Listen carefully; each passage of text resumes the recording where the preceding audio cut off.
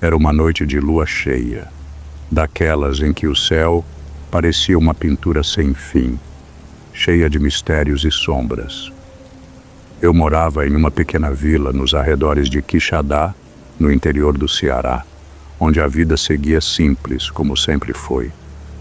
O ano era 1982, e a rotina aqui, longe da cidade, era marcada por trabalhos no campo, longas conversas com vizinhos e amigos, e as visitas ao compadre Manel, que morava não muito distante. Ele era daqueles homens de poucos dentes e muitas histórias, sempre com uma palavra sábia sobre as coisas da vida e especialmente sobre as coisas que aconteciam na Serra do Estevão. Naquela noite, depois de um bom café e de uma prosa tranquila com Manel, decidi voltar para casa. A lua estava alta, iluminando os caminhos estreitos e poeirentos da região. A Serra do Estevão se erguia à minha frente, imensa e silenciosa, com suas rochas de cores acinzentadas, refletindo a luz da lua. O caminho parecia familiar, mas naquela noite havia algo diferente no ar. Eu já estava acostumado com os sons da noite, o farfalhar das folhas secas, o canto dos grilos, o chilrear de algum morcego distante, mas havia um silêncio peculiar, como se o mundo ao redor estivesse suspenso. A poeira se levantava sob minhas botas, enquanto caminhava pelo caminho que cortava a serra.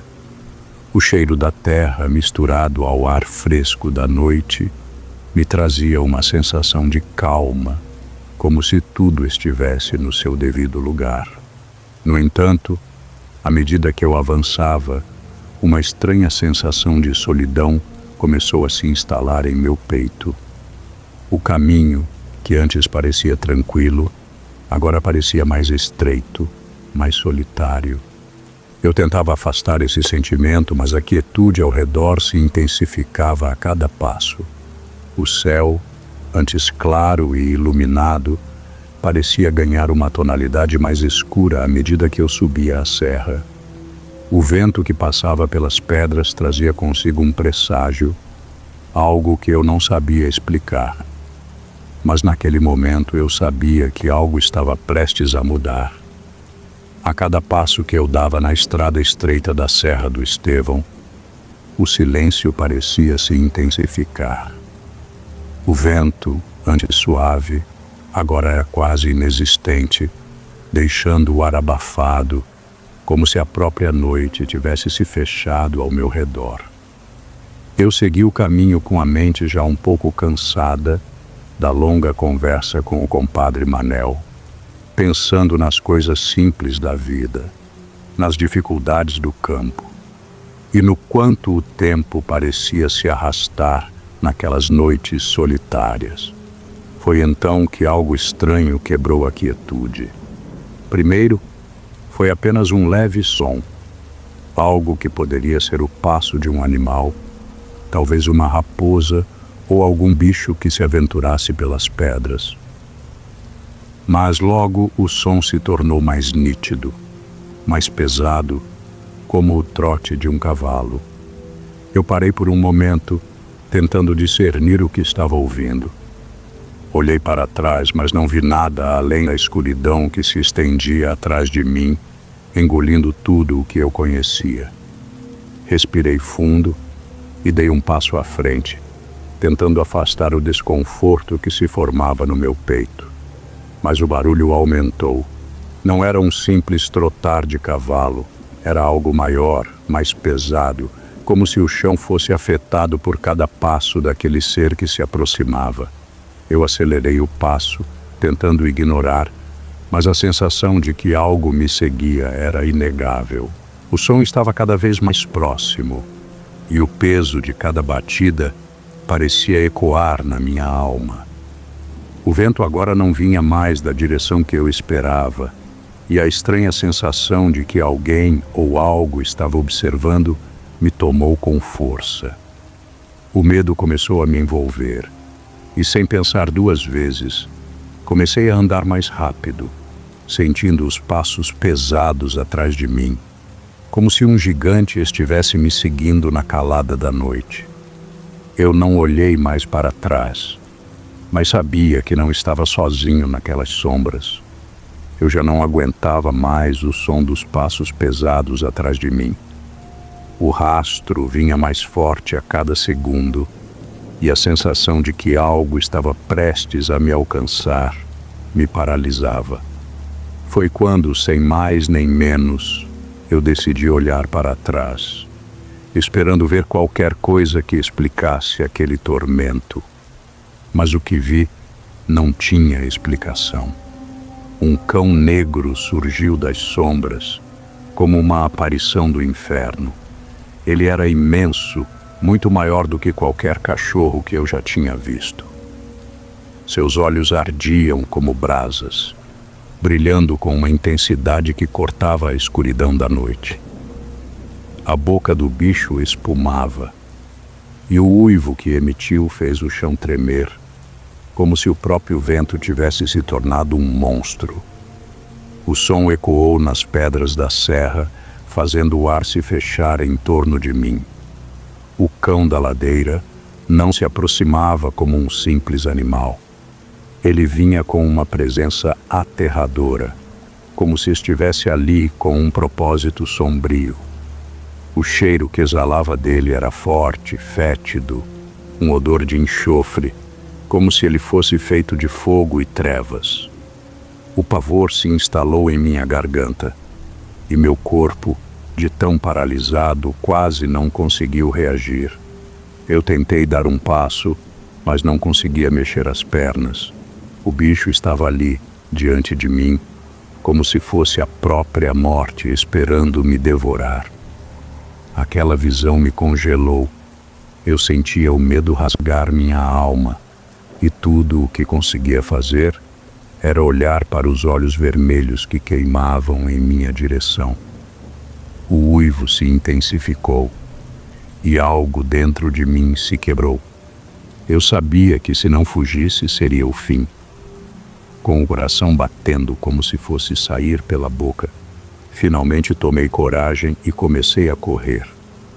Não pensei mais, não olhei para trás, só corri com todas as forças que me restavam.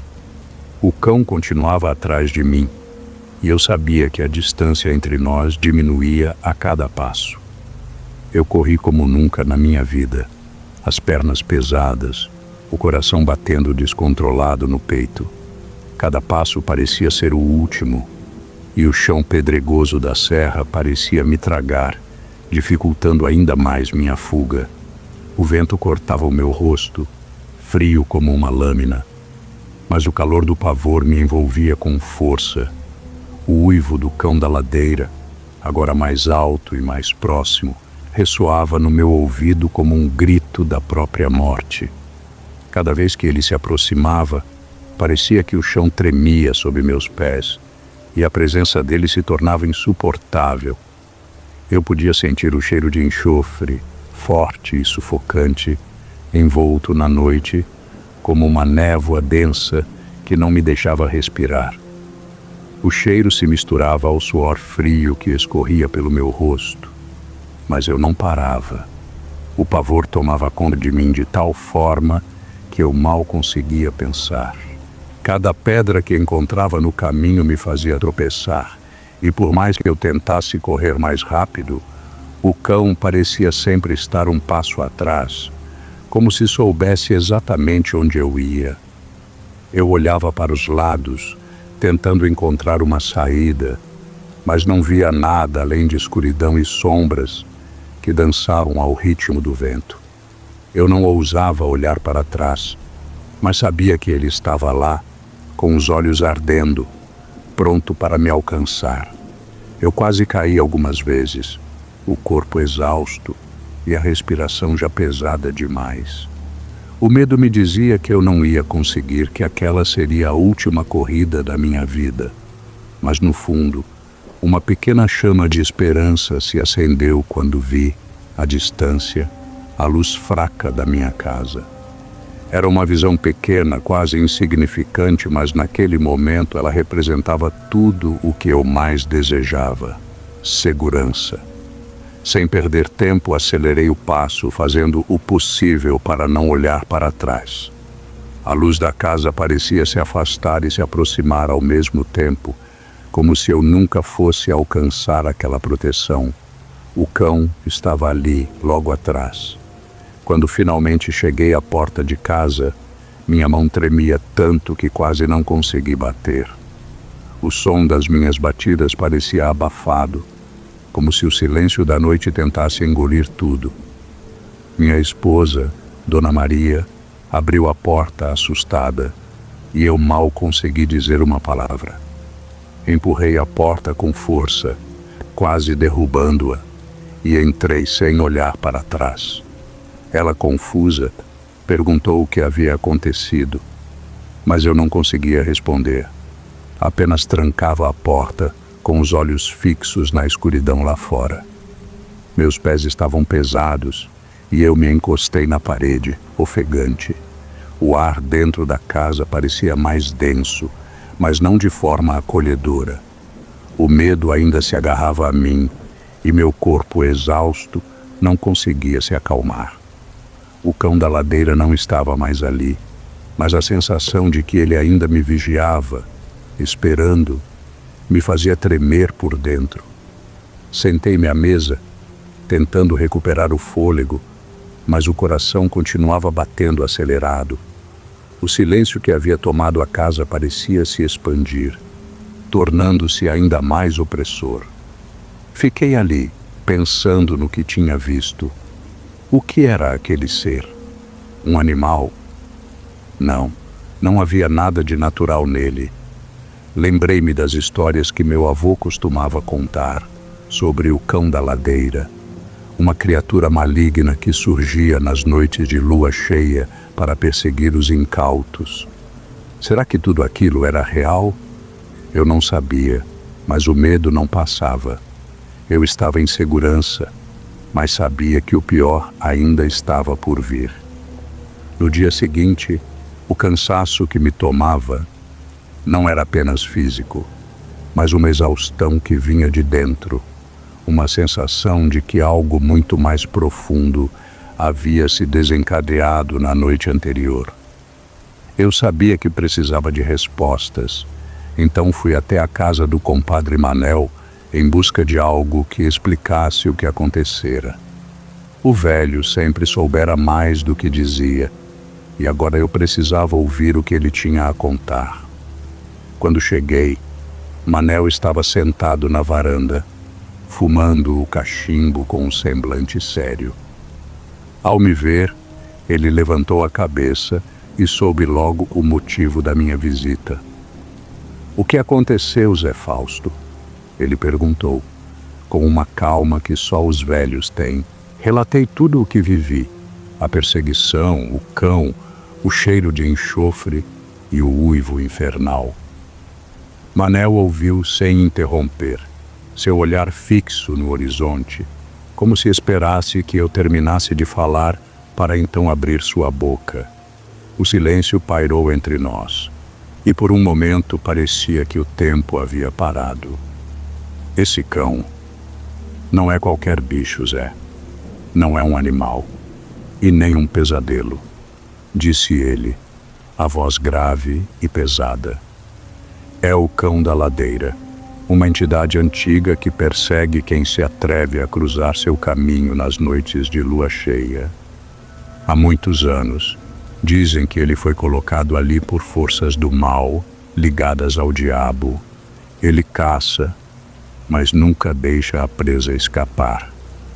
Eu fiquei em silêncio, absorvendo suas palavras. Ele prosseguiu mais baixo: "A maldição é antiga, e quem encontra o cão nunca sai ileso. A única coisa que posso te dizer é que o melhor a fazer é nunca mais atravessar a ladeira." Aquelas palavras caíram como chumbo no meu peito. Eu não sabia o que fazer com aquilo, mas sentia o peso daquilo tudo. O que eu havia vivido não era apenas uma noite de pavor, era parte de algo muito maior. E eu, sem querer, me vi no centro dessa história sombria. Naquela noite, algo dentro de mim não me deixava em paz. As palavras do compadre Manel martelavam na minha cabeça, e a única coisa que eu podia fazer era enfrentar o que quer que fosse o cão da ladeira. Já não havia mais espaço para o medo. Eu precisava entender o que realmente estava acontecendo, descobrir a verdade por trás daquela criatura e talvez encontrar uma forma de pôr um fim a tudo isso. Voltei para a ladeira, armado com o conhecimento de Manel e com minhas próprias dúvidas. O vento parecia sussurrar nas pedras e o silêncio era profundo, como se a própria serra aguardasse o momento que estava por vir. Quando me aproximei do lugar onde o encontrei na noite anterior, ouvi o uivo distante, mais baixo, mas ainda assim cheio de malícia. Não fugi. Ao contrário, eu o chamei com toda a força que ainda restava em mim, desafiando a presença que me atormentava. Eu sei o que você é, cão. Eu não vou fugir, bradei, minha voz ecoando nas pedras. E foi quando ele apareceu. O cão da ladeira ainda mais imenso, com os olhos ardendo como fogo. Mas agora, algo era diferente. Eu não sentia o mesmo pavor cego de antes. Eu o encarei diretamente, o medo já não me dominava. Ele avançou em minha direção, a boca aberta, as presas afiadas e o uivo que fez o ar vibrar. Mas então eu lembrei das palavras de Manel. A chave não estava em correr, mas em entender. O cão da ladeira era a personificação da maldição que marcava a região. E a única maneira de quebrá-la era confrontá-lo sem hesitar. Com o coração acelerado, ergui minha mão e disse com firmeza: "Eu não sou o seu alvo, vá embora." O cão parou por um instante como se refletisse sobre minhas palavras. A tensão no ar era insuportável e o clima de desespero ainda pairava sobre mim. Mas o que aconteceria a seguir eu ainda não sabia. O destino estava em jogo e eu ainda não tinha certeza de quem sairia vitorioso daquela batalha.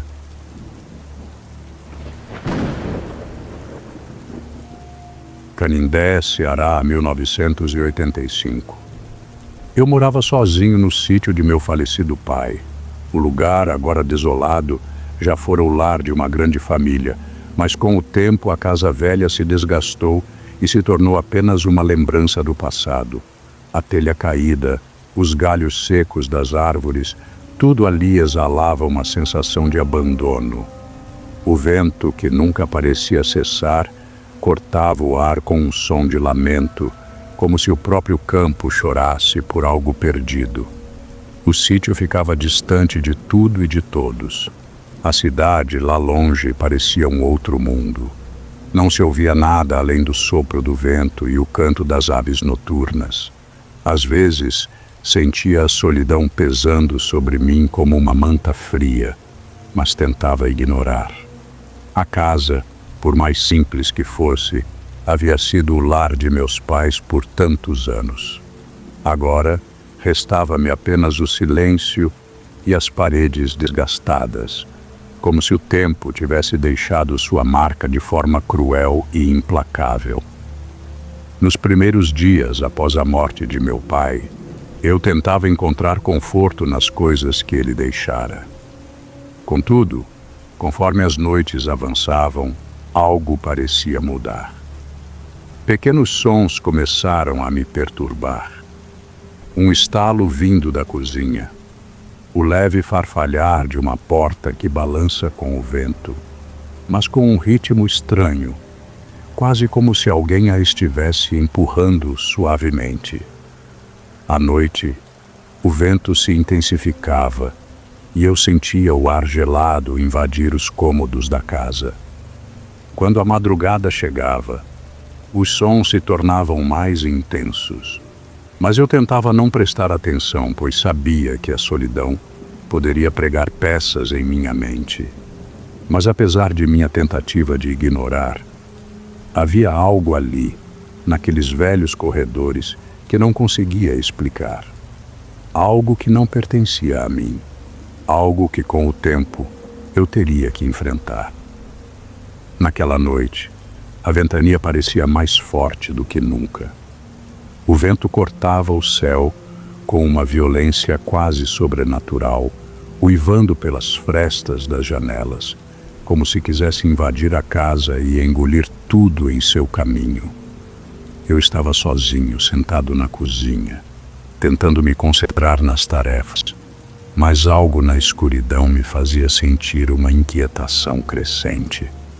A noite estava especialmente densa e a casa parecia mais vazia do que nunca.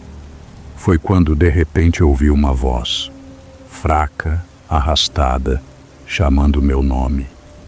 Não era um som familiar, e por um momento pensei que fosse algum vizinho perdido na escuridão, alguém buscando abrigo ou ajuda. Fui até a janela e olhei para o lado de fora, onde a escuridão dominava tudo. Mas lá, em pé, na porta da cozinha, havia uma figura, uma mulher pálida com cabelos longos que lhe cobriam o rosto, de pé na soleira da porta, imóvel, como se esperasse por algo. Meu coração disparou. O ar parecia mais denso e uma sensação de desconforto profundo me invadiu.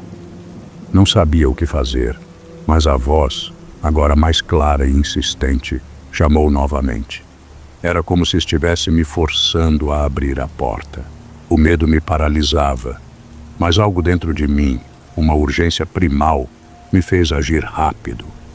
Fechei a porta violentamente, o som de madeira batendo ecoando pela casa. Me afastei. O peso da noite e da sensação de estar sendo observado se tornando cada vez mais forte. Fechei a porta com força e por um momento a casa se silenciou. O vento continuava a uivar lá fora, mas dentro tudo parecia em calma. Eu respirei fundo, tentando afastar a sensação de que algo não estava certo. Mas antes que pudesse me recuperar do susto, comecei a ouvir algo estranho. Um lamento, distante, quase como um grito abafado, vinha da escuridão. Não era apenas o vento, não era apenas a casa rangendo, era algo mais, algo que parecia emanar de dentro dela. Fiquei parado, imóvel, tentando compreender de onde vinha aquele som. A cada momento ele se aproximava mais, como se fosse um chamado, uma melodia fúnebre que ecoava por todos os cantos da casa. Eu tentei ignorar, mas o som só aumentava, tomava conta do ar, como se estivesse se infiltrando nas paredes.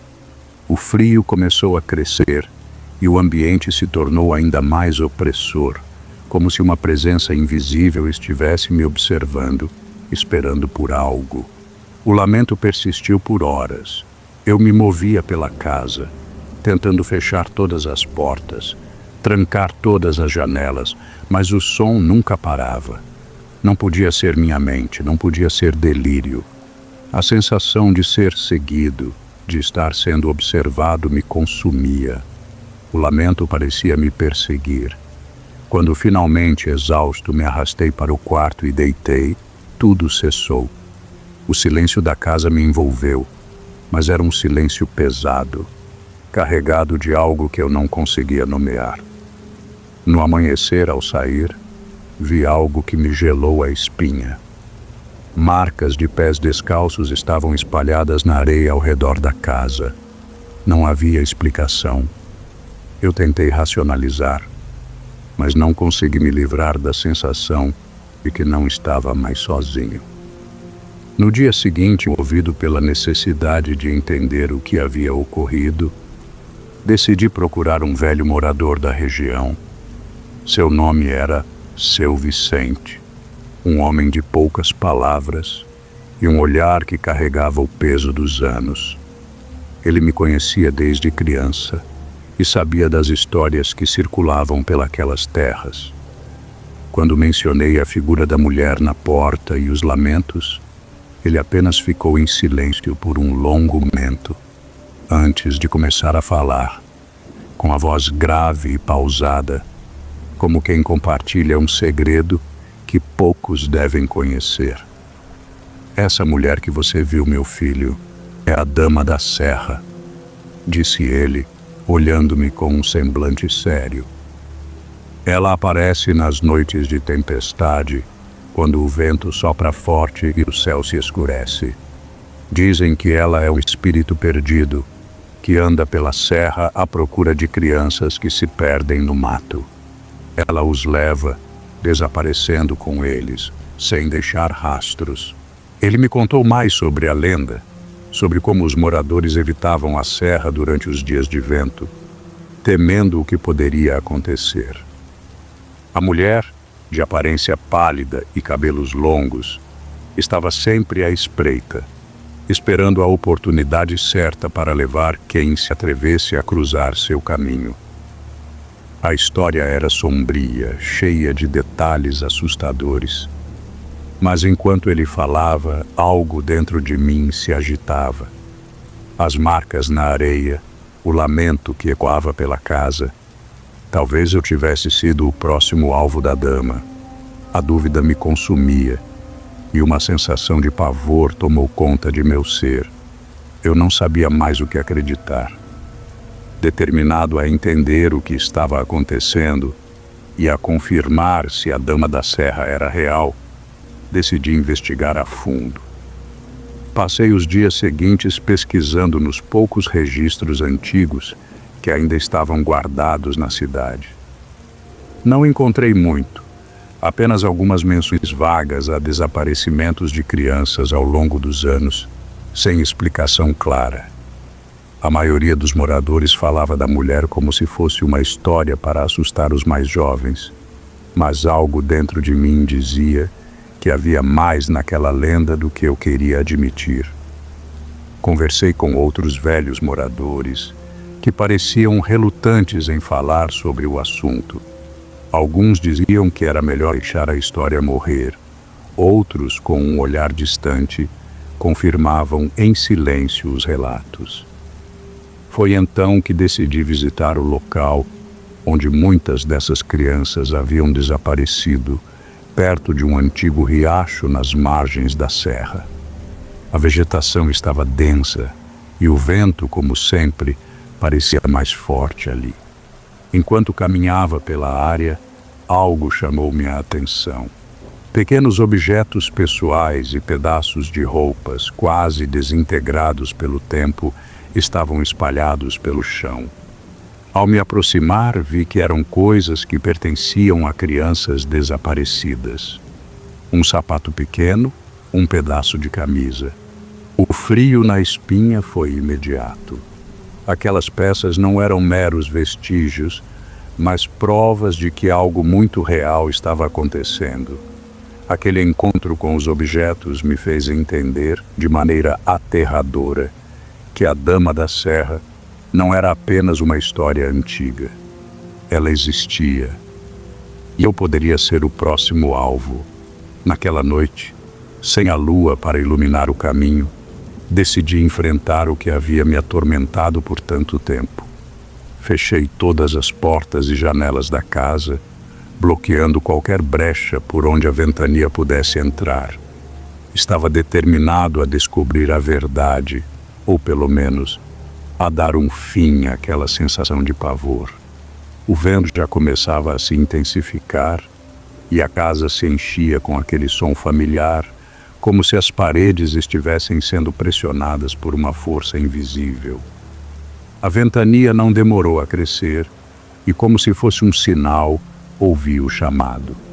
O som fraco e arrastado, meu nome sendo dito de forma quase imperceptível, mas cheia de urgência. Levantei-me, coração batendo forte no peito, e fui até a porta da cozinha. A figura estava lá, mais pálida do que da última vez, seus cabelos longos cobrindo parcialmente o rosto. Mas desta vez, Algo era diferente. Ela olhava para mim diretamente, e o que antes parecia uma silhueta vaga, agora era uma figura clara, com o rosto visível. O rosto era macabro. A pele estava pálida, quase translúcida, e os olhos, ou o que restava deles, estavam escuros, fundos, como se nada mais existisse além do vazio. Ela sorriu. Um sorriso largo e distorcido, como se soubesse algo que eu ainda não compreendia. O medo que antes me paralisava agora era substituído por uma estranha atração, uma força invisível me puxando em direção a ela. Eu não conseguia resistir completamente, mas algo dentro de mim ainda lutava. Ela começou a se afastar e, por um breve momento, senti a liberdade de escolha. Corri atrás dela, mas no instante em que a alcancei, ela desapareceu na escuridão, como uma sombra levada pelo vento. O vazio tomou conta de mim, e por um segundo eu soube que a batalha estava longe de terminar. Profundamente abalado por tudo o que acontecera, não consegui mais ficar no sítio. O medo e a incerteza estavam me consumindo, e uma parte de mim sabia que não tinha mais como ignorar a verdade. A casa, com suas paredes envelhecidas, os ventos que sussurravam em meu ouvido, já não era mais meu lar. Decidi partir, mas antes precisava encarar a última dúvida que ainda restava. Voltei ao local onde a mulher havia aparecido pela primeira vez. O mesmo lugar onde os ventos uivavam com mais força. Na areia, encontrei novas marcas de pés descalços profundas que se estendiam até o interior da mata. Segui as marcas, como se uma força invisível me guiasse, até que cheguei a uma clareira. O vento parecia mais forte ali, e o ar estava denso, carregado com algo que eu não podia nomear. E então, lá estava ela, Dona Severina, mais uma vez, me observando em silêncio. O rosto ainda pálido, os olhos escuros e vazios, como se não houvesse nada além do vazio dentro dela.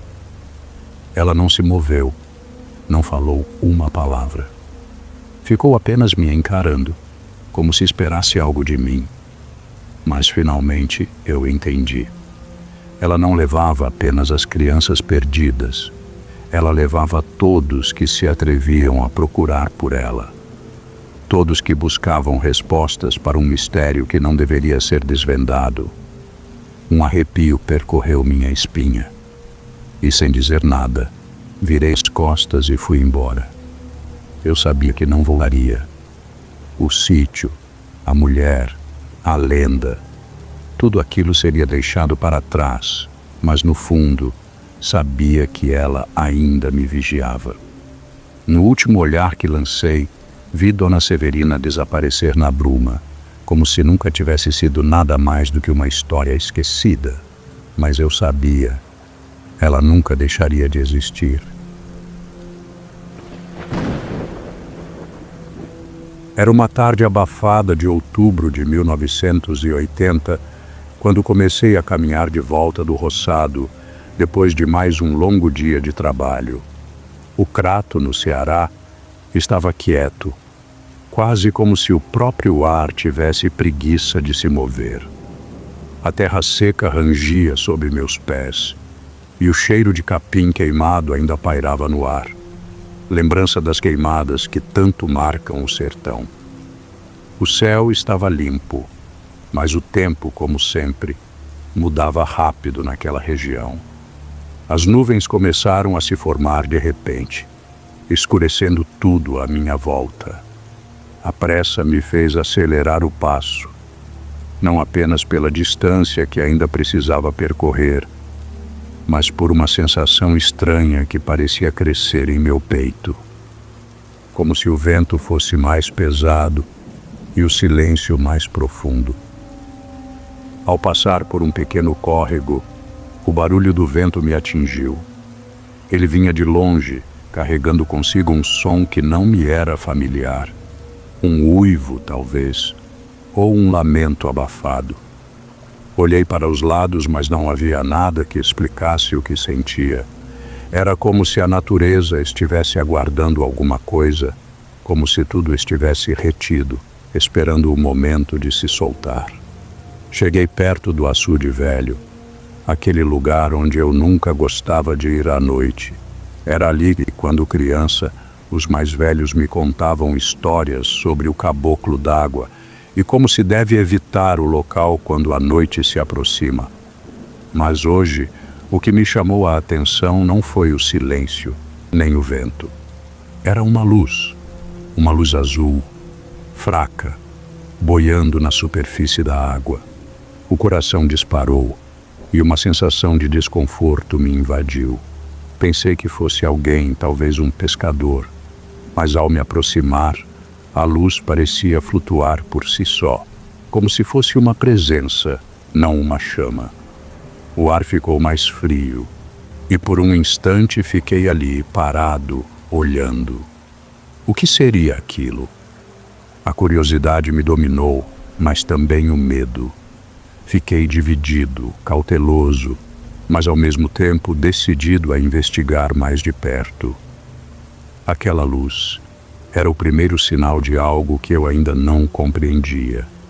E ao mesmo tempo, sabia que minha vida nunca mais seria a mesma depois daquilo. A luz azul que flutuava sobre a água parecia brincar com os meus olhos, ora mais forte, ora mais fraca. Eu me aproximei devagar, sem fazer barulho, achando que poderia ser algum pescador perdido. O vento, que antes estava mais calmo, parecia ganhar força, e as árvores ao redor do açude começaram a balançar como se estivessem sendo agitadas por mãos invisíveis. A sensação de que algo estava errado cresceu dentro de mim, mas não pude deixar de continuar em direção àquela luz. Cada passo me levava mais perto da borda da água e da estranha presença que parecia me chamar. Quando meus olhos finalmente se ajustaram à escuridão e à luz fraca, vi algo que fez meu corpo se enrijecer. Não era um homem, não era um pescador.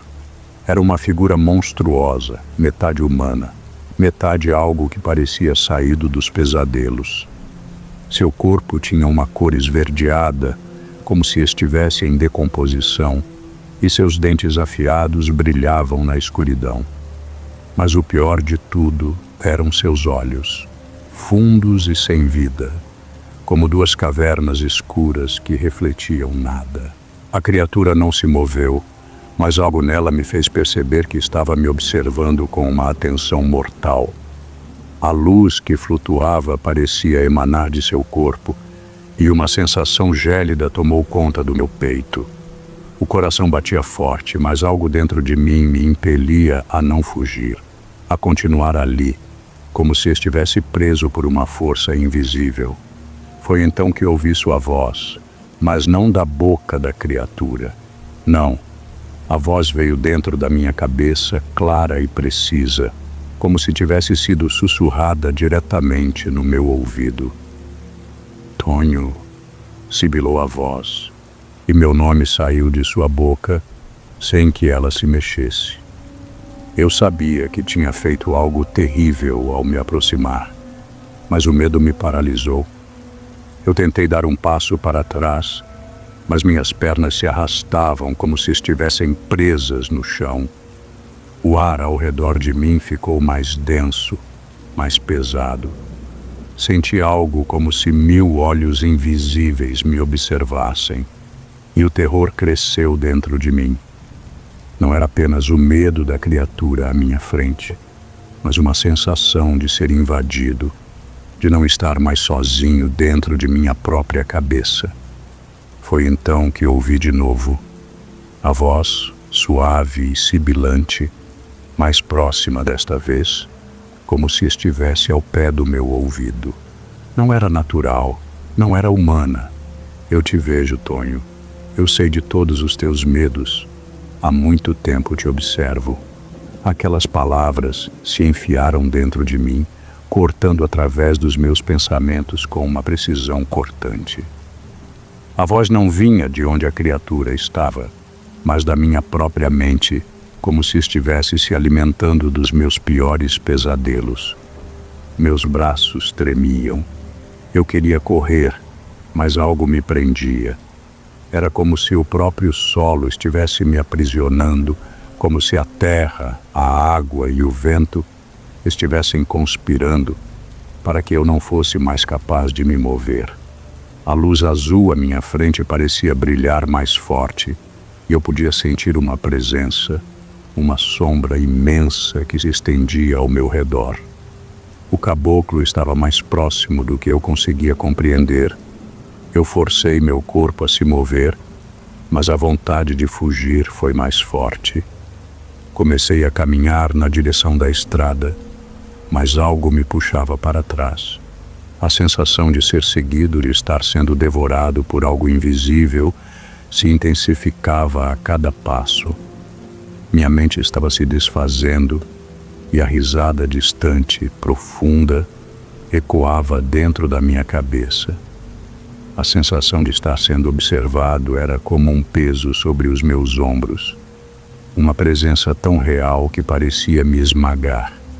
Minha respiração ficou mais rápida, os batimentos do coração retumbando nos ouvidos. Eu tentei mais uma vez dar um passo, depois outro, até que finalmente o meu corpo obedeceu. Comecei a correr, as pernas trêmulas, os suores correndo pela testa, mas a cada passo, a sensação de que algo me seguia se tornava mais forte. E então, ouvi a risada. Era baixa, distorcida, como se estivesse saindo de uma garganta doentia, o riso do caboclo d'água.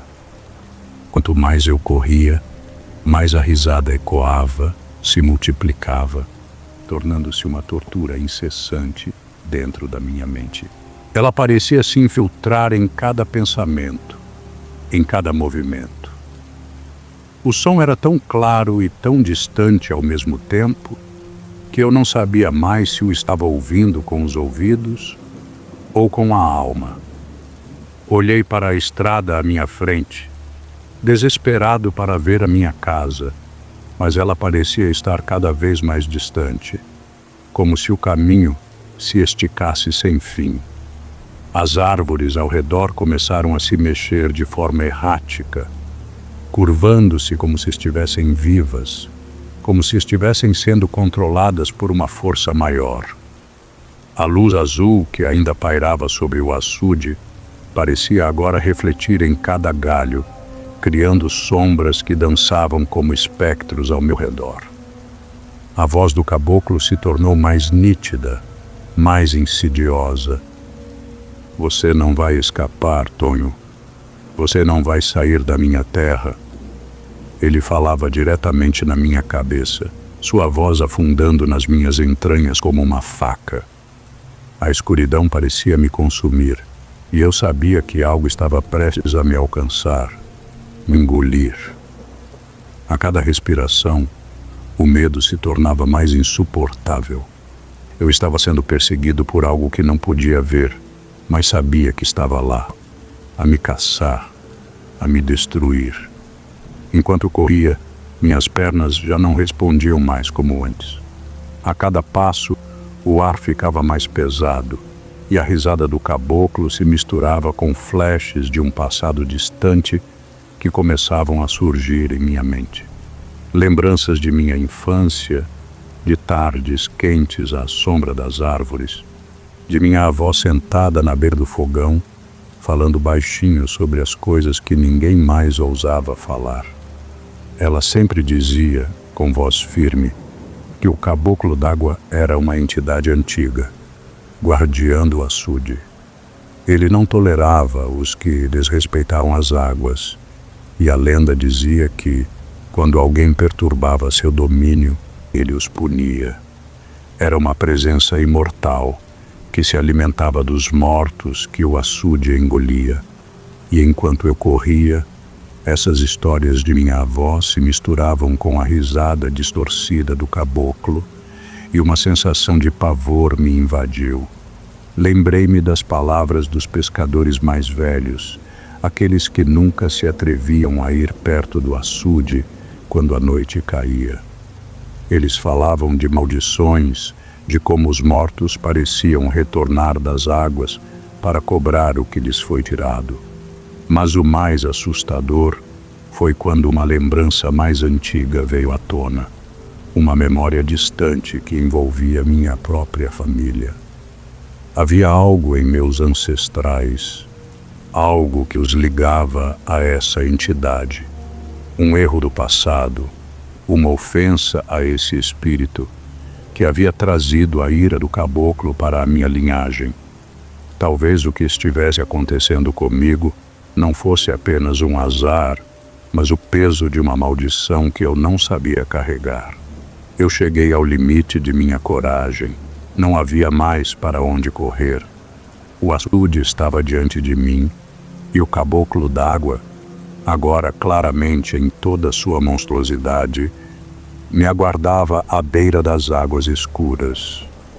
A luz azul havia se apagado, mas seus olhos, aqueles olhos profundos e sem vida, brilhavam com intensidade que parecia consumir a luz ao meu redor. Eu sabia que não era mais uma questão de fuga, mas de sobrevivência. Você será meu agora, Tonho. Como os outros, você será parte de minha terra. A voz soou na minha mente mais forte do que nunca, como se o caboclo estivesse se alimentando da minha alma. Eu senti meu corpo fraco, minhas forças escorrendo, e a pressão de sua presença quase me esmagava. Eu estava perdendo a luta, não só contra a criatura, mas contra algo mais profundo, a maldição que minha família havia carregado por gerações. Não havia mais palavras, apenas um impulso desesperado. Eu olhei ao redor e vi um pedaço de madeira ao meu lado, abandonado pelo tempo e pela água. Sem pensar, agarrei-o com as mãos trêmulas e avancei, o medo agora se misturando com uma raiva ancestral. Eu não estava apenas lutando por minha vida, mas contra algo que havia sido condenado por minha linhagem. A luta foi feroz, mais mental do que física. Cada golpe que eu desferia parecia atravessar as águas do passado, cada respiração, uma tentativa de quebrar a maldição. A criatura tentava me enlaçar com suas garras, mas com um esforço final conseguia atingir sua pele escura, fazendo-a retroceder. Ela gritou, um som profundo e distorcido, e antes de desaparecer por completo nas águas escuras, me lançou uma última risada, um eco distante que me perseguiu até o fim de meus dias. Exausto e suado, finalmente consegui afastar-me da beira do açude. Cada passo era mais difícil que o anterior. O corpo pesado e a mente cansada, mas algo me impulsionava a continuar. Quando vi minha casa à distância, uma sensação de alívio tomou conta de mim. Eu tinha escapado. O caboclo d'água havia desaparecido nas águas escuras e a ameaça parecia ter se dissipado, como um pesadelo que finalmente se desfaz com o amanhecer. Entrei em casa sem dizer uma palavra. Fechei a porta atrás de mim e me encostei na parede, tentando recobrar o fôlego. Mas o que encontrei ali dentro não era mais o meu lar.